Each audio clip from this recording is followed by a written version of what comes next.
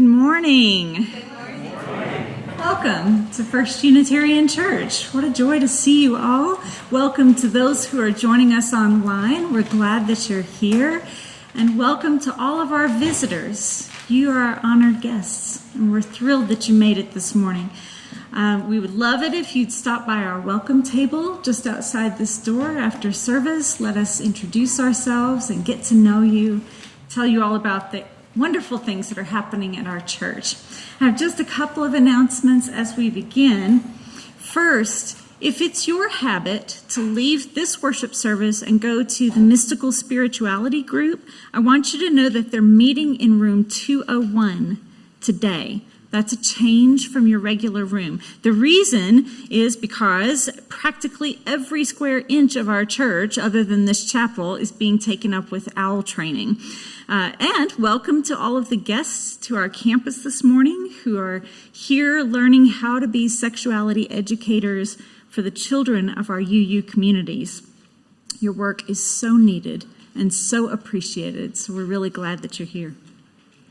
One last reminder about our annual auction, which is this Saturday night, November 11th. Thank you so much to our auction team, which is putting in all the hours trying to make it come together. Just as a reminder, we are offering free childcare here at church and a half-price donation for first-time attendees because we really want everybody to be there. If you haven't gotten your tickets yet, it's not too late. You can just see our auction team in Elliott Hall after service. And once again this year, our caring team is hosting a Friendsgiving dinner here at the church, Thanksgiving Day at 1 o'clock. You can celebrate this season of gratitude and abundance with your church community. You can bring homemade or store-bought dishes to share. It's a potluck, and there will also be opportunities to help with setup and cleanup. So please email the caring team or just, again, stop by the table after worship. Let them know you're coming so we can get a good head count for that day. And finally, yesterday, about 50 volunteers from our church and other Utah congregations went to Preston, Idaho with the Northwestern Band of the Shoshone Nation and planted about 8,400 trees.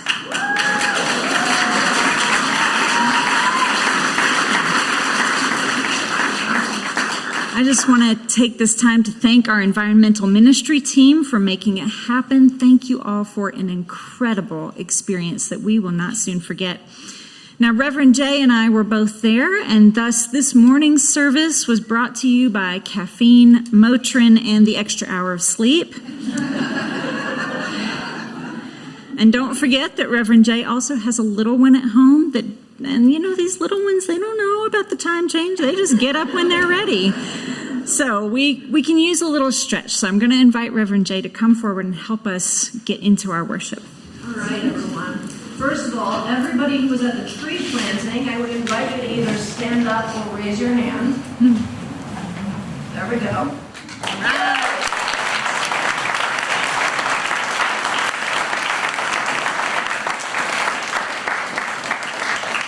All right. But keep standing because I'm going to invite everyone now to stand up who is able to stand up or willing. If you are not able or willing to stand up, you can do this from your seat as well.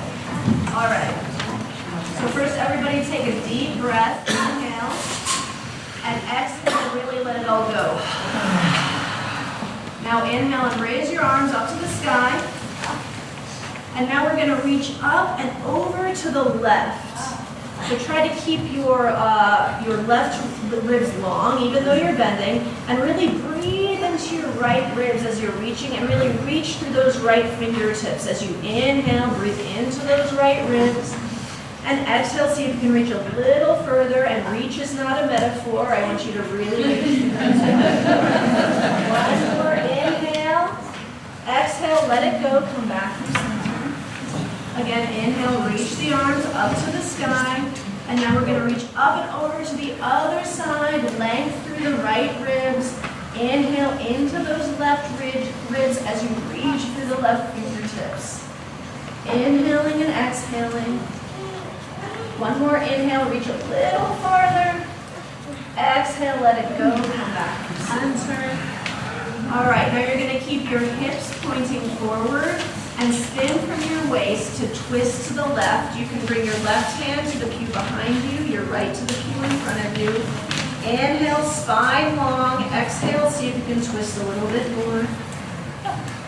And then come back through center. We're going to go to the other side. Hips face forward, twist from the waist. One hand behind, one hand in front. Inhale, spine long. Exhale, twist a little bit further. All right, back through center. Now I'm going to turn just to show you, but you stay looking forward. Bring your hands to your low back. Roll the tops of your shoulders back and lift your chest, just finding a little bit of an upper back bend. Inhale, let your chest float a little bit higher. Exhale, let it go. Thank you.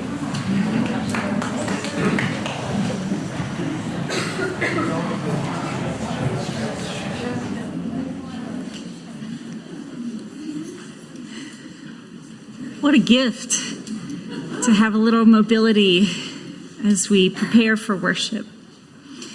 Let's begin by lighting our chalice with words I've brought to you before by Edward Everett Hale. I am only one, but still I am one. I cannot do everything, but still I can do something. And because I cannot do everything, I will not refuse to do the something I can do.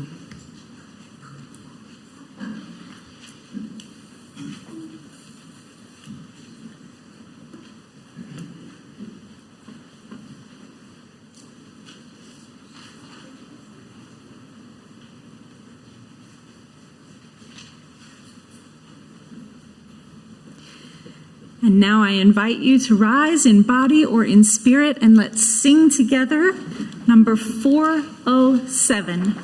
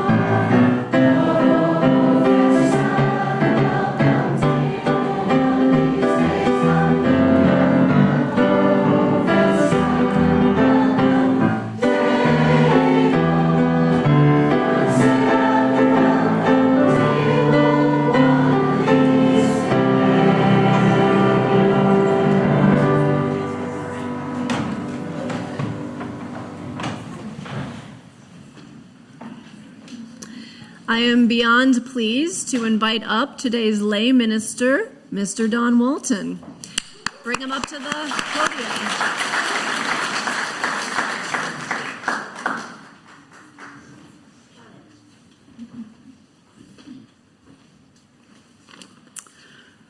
Good morning.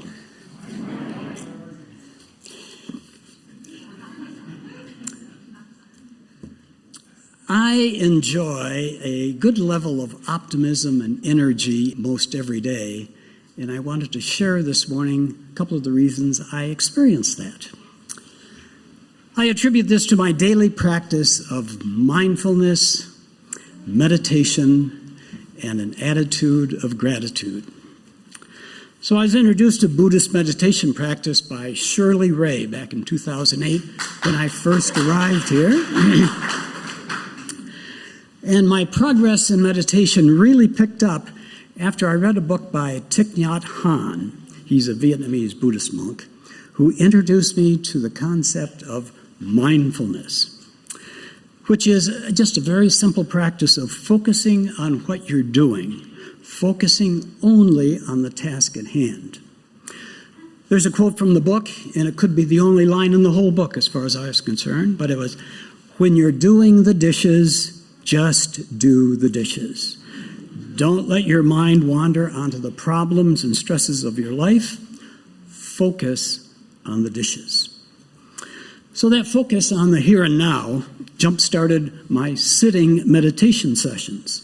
So mindfulness is focusing on the task you're involved in. Meditation is focused on sitting and focusing on that sitting experience. So then the third leg of this trifecta is the attitude of gratitude. Being thankful throughout the day for the little pleasures of life that we hardly notice because we're mentally complaining about all the other annoying things of life. So let's go back to mindfulness. A practical application of mindfulness is when you're driving the car. Now, driving can be stressful. Sometimes it's the traffic, but sometimes we create the stress. Often when we're driving somewhere, we have to be there by a given time. And as we drive and we get slowed down, it's, "Oh, I'm running late." Not that you are late, I'm running late, which is a middle concept we created for more stress. A long stoplight also creates a lot of stress when you're driving, to say nothing of some idiot cutting you off. So when you come to a stoplight, that's all you're supposed to be doing is waiting for the light to change. No pressure and no stress if you're all in the now. So that's what mindfulness is like. Second is meditation, which is mindfulness on steroids. In meditation, you sit, often with your eyes closed, doing nothing, but focusing on the physical sensations that you're experiencing. So one thing you can focus on is your breathing. That's going on all the time. Or you can do a slow body scan from head to foot, see how each part feels. But the whole idea is to focus on what you're experiencing in the present moment, not worrying about mistakes from the past, possible troubles in the future, just right now. And luckily, we have a meditation group that meets every Sunday right between the services, right upstairs. And finally, there is the attitude of gratitude. So about 10 years ago, I used to play golf in a senior league with a bunch of retired geezers. And one guy I really liked to play with was Orrin Shepherd, then in his 80s. And what I liked about Orrin was he was just so upbeat all the time. He was always saying things like, "Oh, that was a great shot of yours," or "What perfect weather for golf," or "I'm feeling so great today." And I finally had to ask him how he could be so upbeat even on some of his lousy shots. And what he said was, "My secret is this gratitude rock that I carry in my pocket all the time. And any time during the day I reach in and accidentally touch that rock, I look around for something to be thankful for." He says, in addition to that, every morning when I wake up, I try to find 2 or 3 things to be thankful for. Good night's sleep, hot cup of coffee, hot shower. Do the same thing at night. After a while, he says, during the day, you're just looking for the good things of life that are going around all the time, instead of those annoying things, as he said, that make us old guys such grouchy complainers. And I found attitude of gratitude really, really works. So there you have it. Mindfulness, and meditation to focus completely on what you're doing right now, leaving no room for those stresses that we make up. And third, an attitude of gratitude that focuses on the good things happening all the time that we hardly notice unless we go looking for them. So it's turned out to be an easy and enjoyable philosophy and certainly made a big difference in my life. But Mark Twain summed it up, I think, best of all when he said, "I've had a lot of serious worries in my life, most of which never happened." Thank you.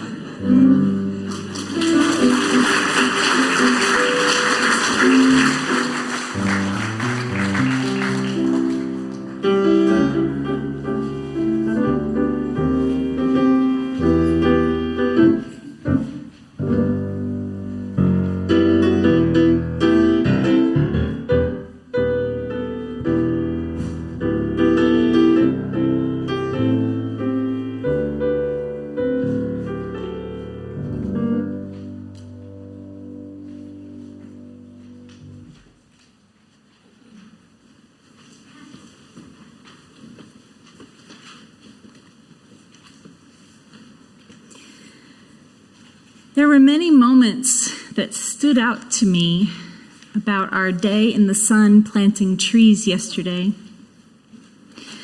So many people gladly pitching in, turning hard work into fun, following the leadership of the descendants of the original human custodians of the land, which is something that many of us talk about doing, but rarely have real opportunities to do.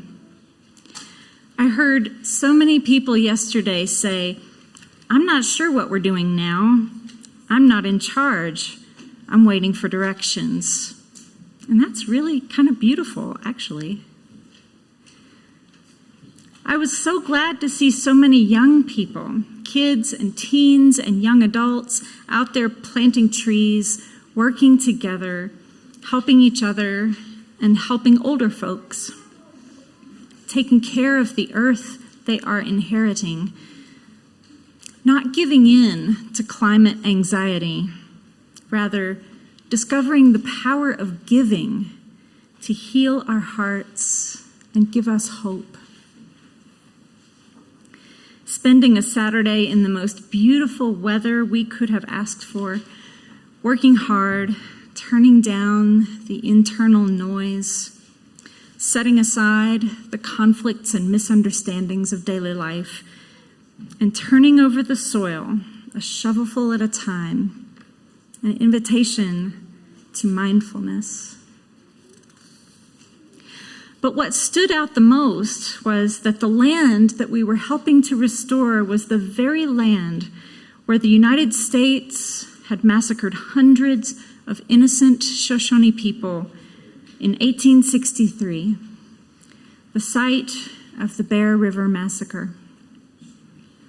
It was hard to look around at that cow pasture framed by the hills and mountains and that great big Idaho sky and imagine the atrocity, except when we turned to look at the ridge where the soldiers rode over on their horses in formation. That was the angle at which history did reveal a glimpse of its awful face. But our leader, Brad Perry of the Shoshone Nation, reminded us that despite the horror of the past, we were all there to plant a new future for this land. It had become overgrown with invasive species that had turned the soil into clay. Our work would present the land with healthy plants that would nurture and transform the soil. We were loving that land back into health, and it was healing us at the same time.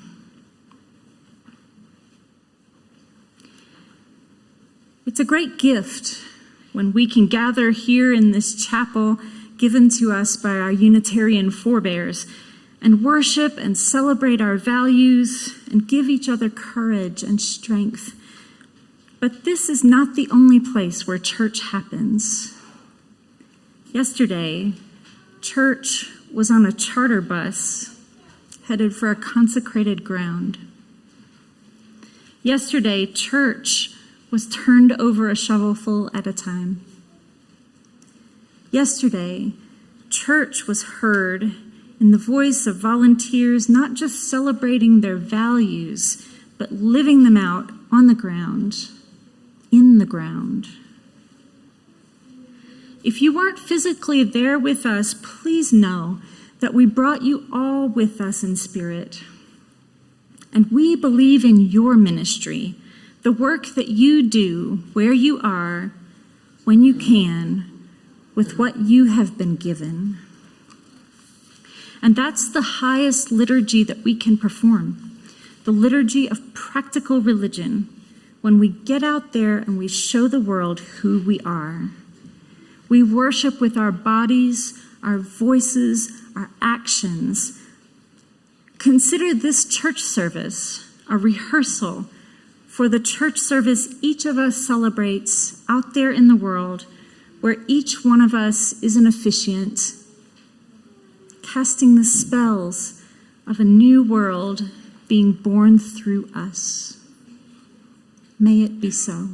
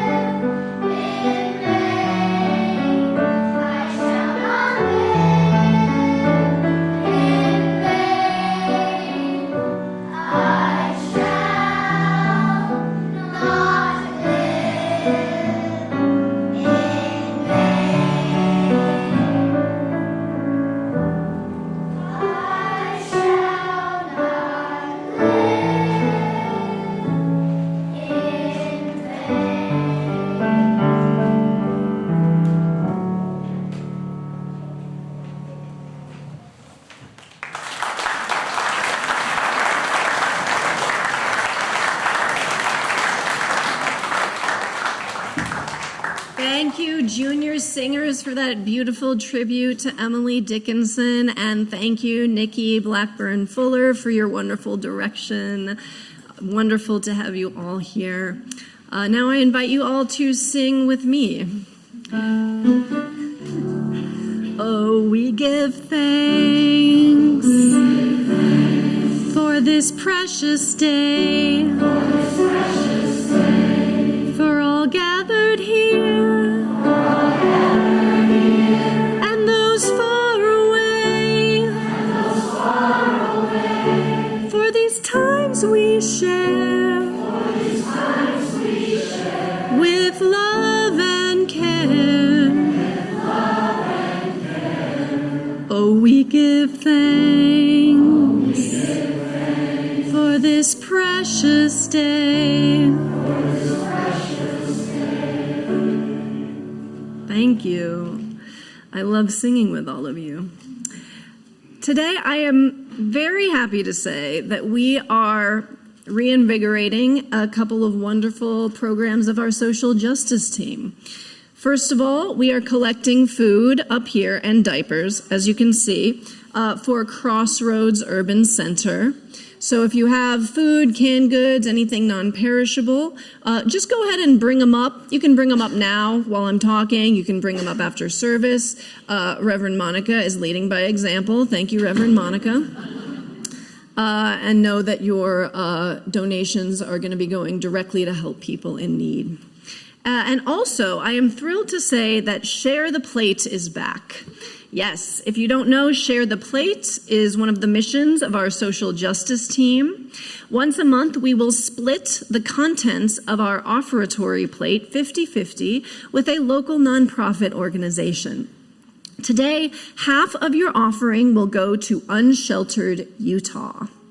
Please give a warm First Church welcome to Unsheltered Utah's Executive Director, Wendy Garvin, who will tell us a little bit more about this wonderful organization.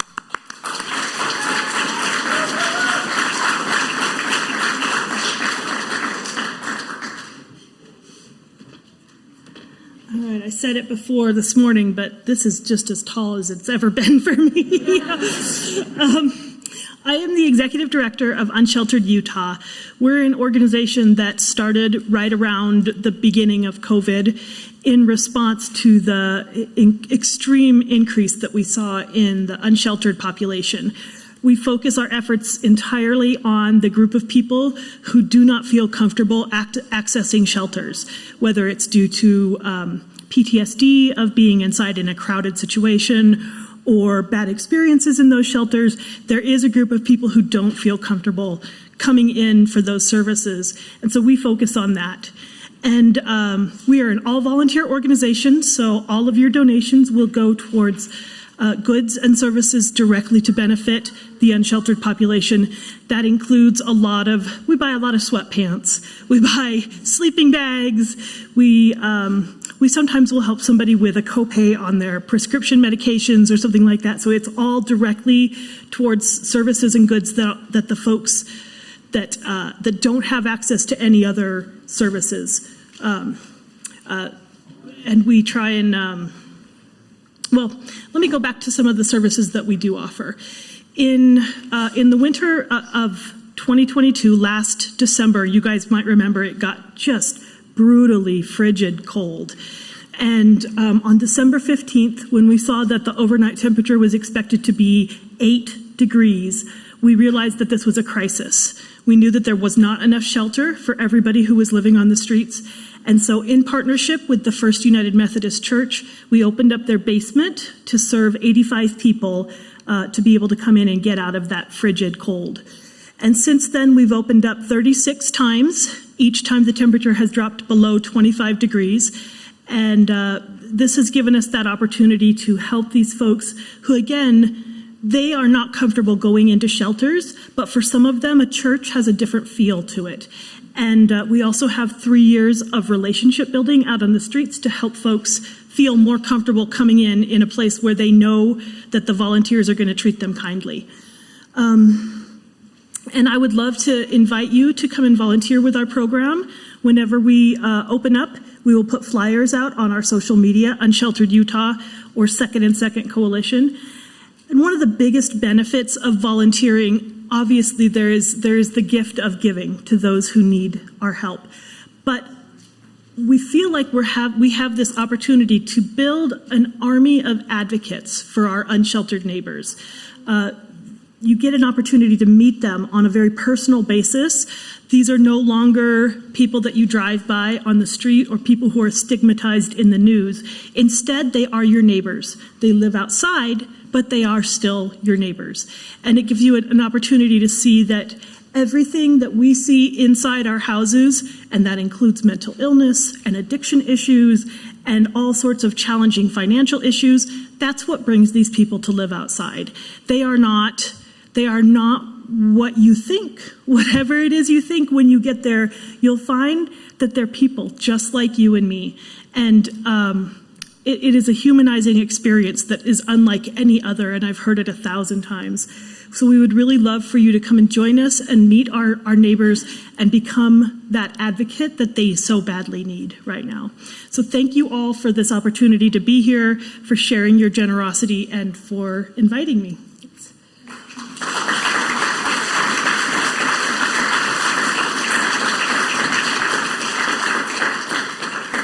I invite you to give generously, whatever generously means to you, knowing that 50% of what you give is going to directly help these people that Unsheltered Utah is serving. And just a reminder, if you don't happen to have cash, I never have cash, we do have options. Karen, can you show them? Yes, we have these wonderful, helpful QR codes that will bring you to a way you can donate via your phone, because it is 2023. The collection for the work of the church and for Unsheltered Utah will now be gratefully received.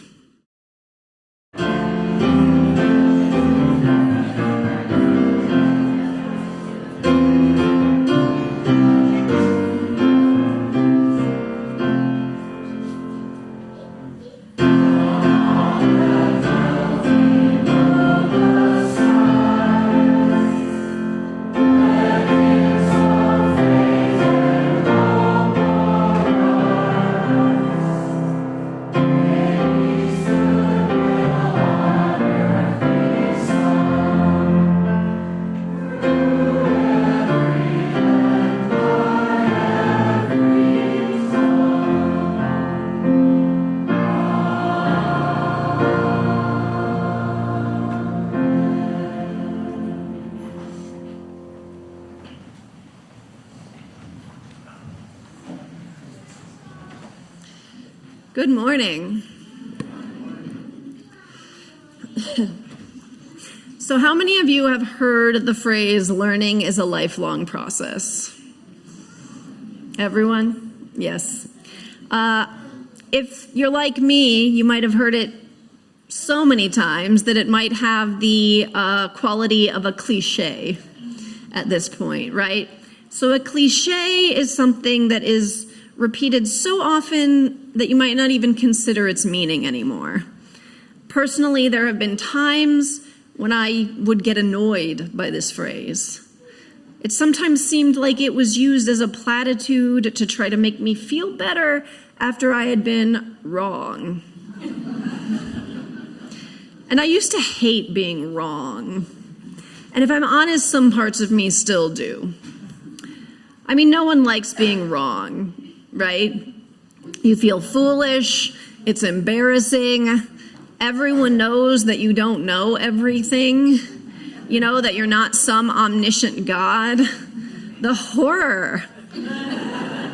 If only I could be perfect, some part of me thinks, I would never have to feel this pain of embarrassment or disappointment ever again. The desire to get out of this feeling, this type of pain, can lead us to denial of our own wrongness, right? I'm not wrong, they're wrong, we might say. We block out information. We double down on our own wrongness, our convictions, despite convincing evidence or arguments to the contrary. This type of reaction to being wrong happens all the time. We see it playing out in politics almost daily. Among other things, though, I have been a writer. I have written in various genres since I was a kid. The thing about writing, though, is you have to say something. And every time you say something, you have the potential to be wrong. Sometimes horribly, harmfully wrong. This was easier to ignore when I was younger, of course. Then I was much more certain of my own eternal rightness. And I was also much better at those blocking out and doubling down strategies that would maintain that fragile illusion of eternal rightness. However, as I got older, as often happens, I learned by experience that I was often not right, and sometimes, in fact, very, very wrong. And as the internet connected more people and made more resources available, it made it easier than ever for me to see just how wrong I frequently was. And if I didn't see, there was always somebody on the internet to tell me. After years of internet clashes and comments, the amount I knew I didn't know began to overwhelm me. I was afraid of being called out, of being canceled. I was afraid of all of these things, and so I stopped for a while. No matter how much I pored over my words, I labored over them and their meanings and their evocations. Eventually time would pass and I would see how wrong I had been. Sometimes it was a moment after I hit send on a submission or an email. Sometimes it was when I was skimming through the comments on one of my articles that might have been published in a widely read publication like the Washington Post or BuzzFeed. Remember BuzzFeed? I'm old. But they used to, whatever. I know, you're never supposed to read the comments, but I would, and sometimes they would make me realize that I hadn't recognized one of my own privileges or some other type of ignorance. Sometimes after a poem or an essay or a book was published, I would have these types of realizations even years later when culture would shift or I would mature and realize how hurtful or unhelpful some statement I had made was or could have been.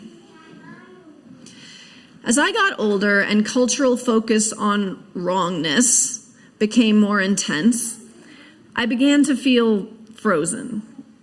I couldn't go on being so horribly, harmfully wrong. So I stopped submitting my writing. I focused on yoga and theater instead. It seemed like the safest option to my ego, who wasn't sure it could handle the weight that comes with public wrongness. Better to be wrong in silence, right? At least there I had privacy. At least this way no one would see how wrong I was. And more importantly, no one would tell me. But silence after a while was phenomenally boring. When I decided I wanted to be a minister, I went back to school at 34 to get my Master of Divinity. But the thing is, in graduate school, in order to get a passing grade, I had to say something. Only now I wasn't so young, and I knew how much I didn't know. I didn't know anything. So I set out for the library in order to plug some of my gaping knowledge holes. But they were wider than I had ever expected. The more I tried to cram facts in there, the more the seams seemed to rip wide open. But my will intensified. I read so much that I stopped cooking, one of my favorite hobbies. I cut out 2 of my 3 weekly yoga classes, which are very helpful to my mental and physical health. And my social life all but died. I think I saw a friend or 2, maybe twice during that first spring semester. And at times I only saw my wife at bedtime. The small city of books in my study was rapidly developing.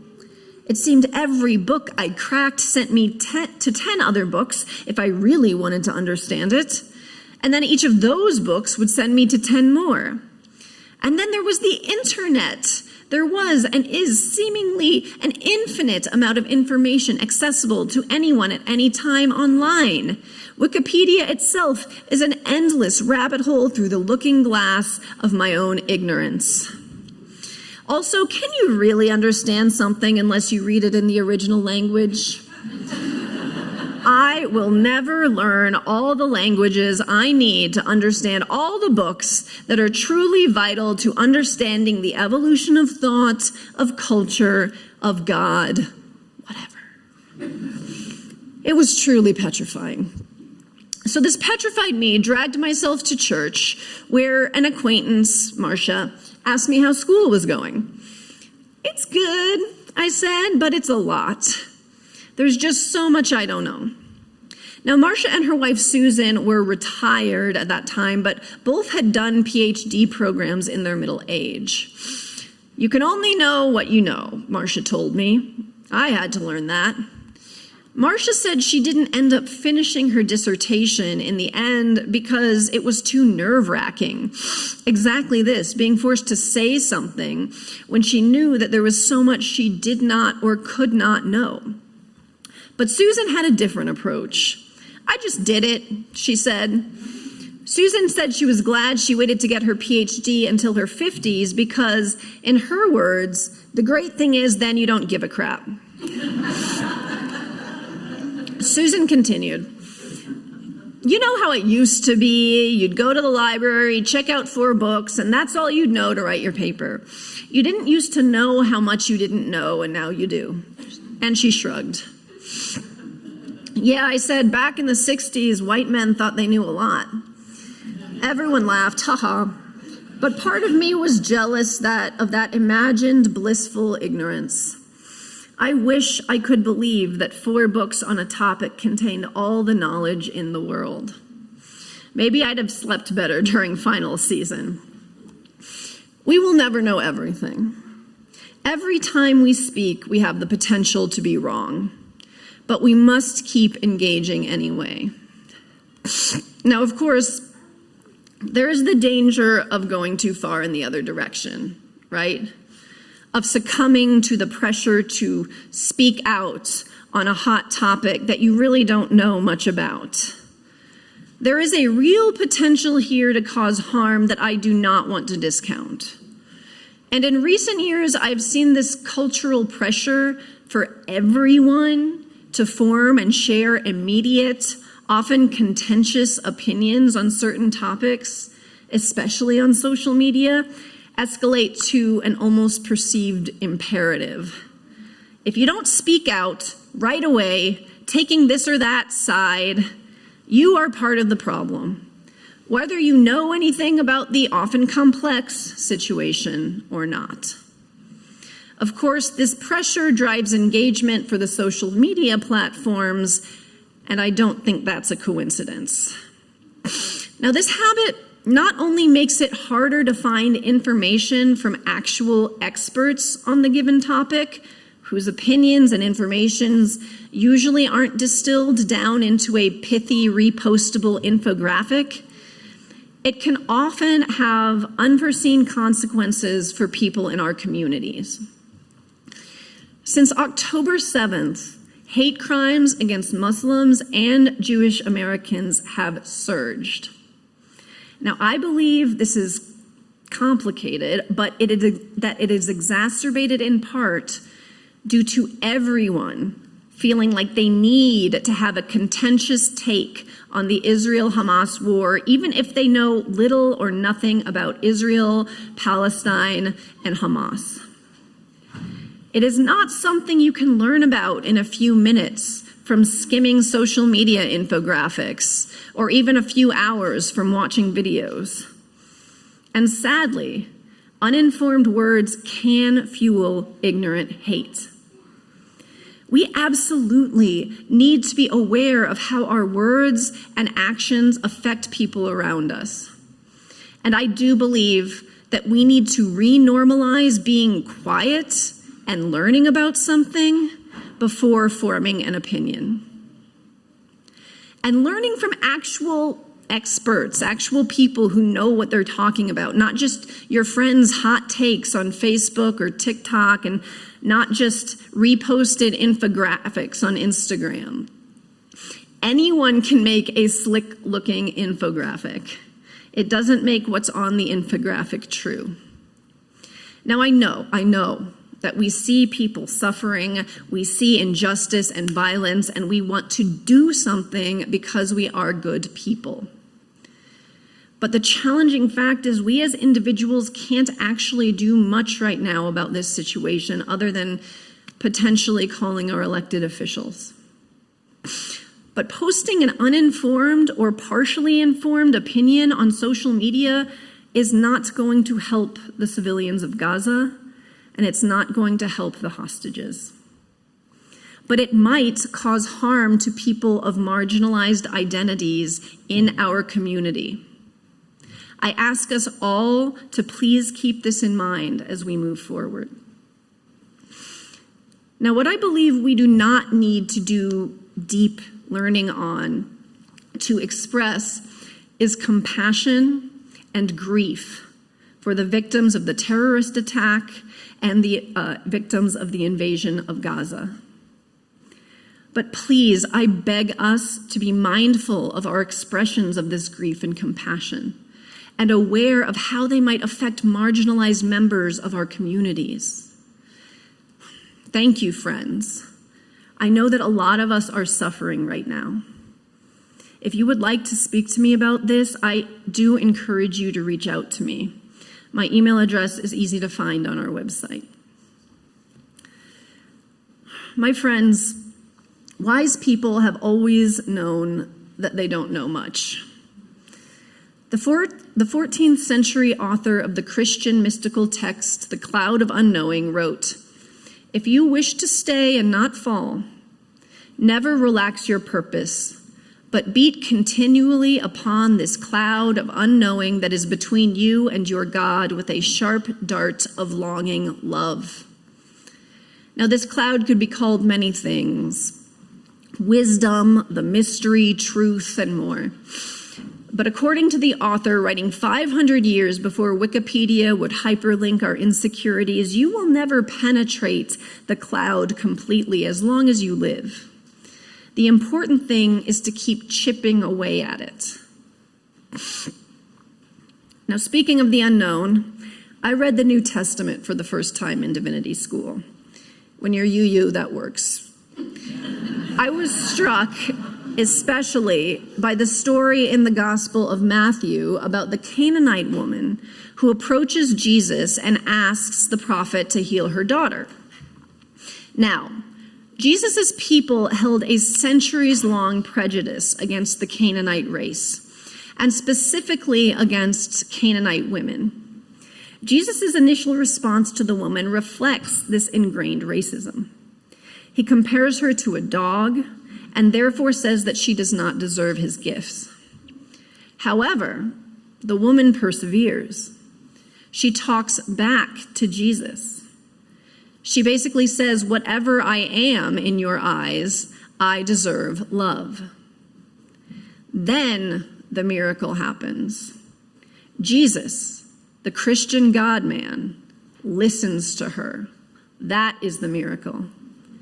He acknowledges his own bigotry, and he responds not only in words, "Woman, great is your faith," but also in actions, and her daughter is healed instantly. Now, I don't subscribe to the idea that Jesus was flawless. No matter what you believe about him, he was human. I think everybody can agree on that, except maybe the Gnostics, but I'm not going to get into that. And humans are imperfect. Humans have ignorance, both willful and ingrained, unintentional. This story about the Canaanite woman shows that not only is Jesus, the Christian God-man, susceptible to culturally ingrained racism, as we all are, but that he is able to admit when he has been wrong, as we are also able to do, and is able to change his behavior accordingly, as we are also able to do. The ability to learn itself is a miracle. But in order for this miracle to happen, each and every time, we must admit to something we did not know. Sometimes we must admit that we have been horribly, harmfully wrong. And we have to forgive ourselves. No one said that miracles are easy. Canadian culture worker, writer, and pleasure activist Kai Cheng Tom writes, "If we are ever to see the dream of transformative justice become widespread reality, we must collectively resist the culture of disposability that says that people who have done harm are no longer people, that they are trash, that they must be canceled. While consequences for harmful behavior are a necessary outcome of accountability, these consequences should not include actions that are themselves abusive." My friends, people who harm are not monsters. They are people like us. And just like them, we are also capable of harm. Until we admit this, that we ourselves are capable of harm, of racism, sexism, homophobia, ableism, all of those things, both intentional and unintentional, we cannot learn to do better together. These miracles, these changing of minds and behaviors are the gifts that we can give to one another. In fact, only we can give them to one another. Despite advances in technology that make access to accumulated knowledge seemingly infinite, humans ourselves remain annoyingly finite. We are limited in how much we can know by the basic fact of time. We each have a certain number of minutes only, which means some books and articles are not going to get read. Not to mention, even with access to infinite knowledge, we continue to be limited by our points of view. But when we combine our different limited knowings, we create a sharper dart of longing that can beat against the cloud of unknowing. This is what we can do for one another. We can keep learning, keep sharing, and keep having those uncomfortable conversations. We can call in loved ones around their prejudices, or we can gently show friends a consideration that they may have missed. And when we are shown, we must accept our wrongness and change. The moment we stop beating upon the cloud of unknowing, it becomes harmful ignorance. Thankfully, we can grow. With the help of one another, we can change our minds and our hearts and chip away at that cloud of unknowing. Oh, we will not get through. There are times when we will be horribly, harmfully wrong, astronomically wrong. And if we're lucky, we will have a friend, a stranger, or even an enemy make our wrongness clear to us so that we can change our minds and our actions.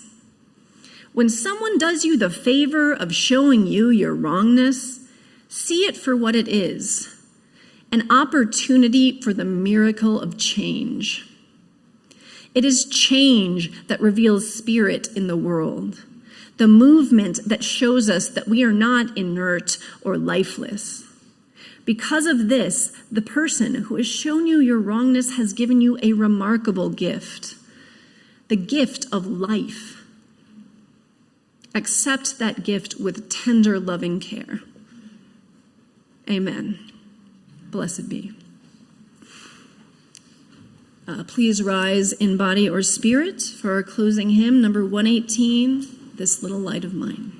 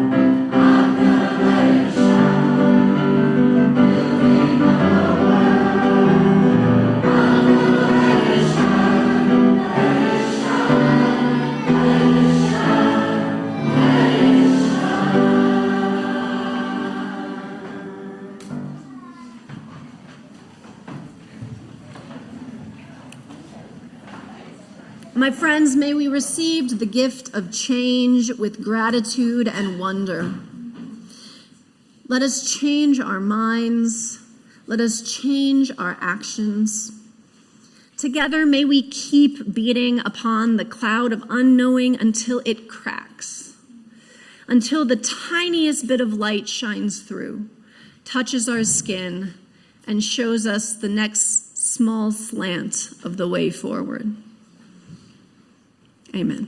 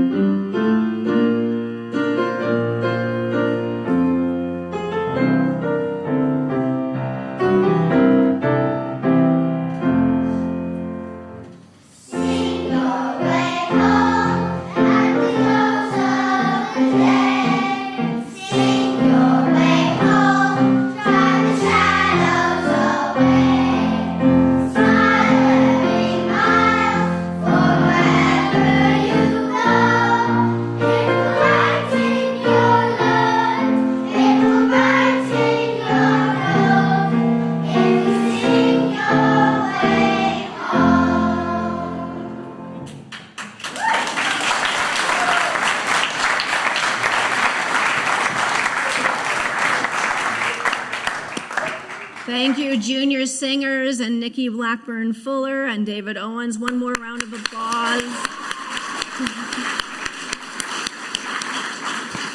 And make sure to tell them how much you enjoyed their performance in coffee hour. And speaking of coffee hour, we look forward to talking to you over in Elliott Hall. You can take a look at some of our raffle items for the auction. I believe you can sign up for the auction dinner if you haven't already. And don't forget to drop off your food in this bin on your way. See you out there. Go forth.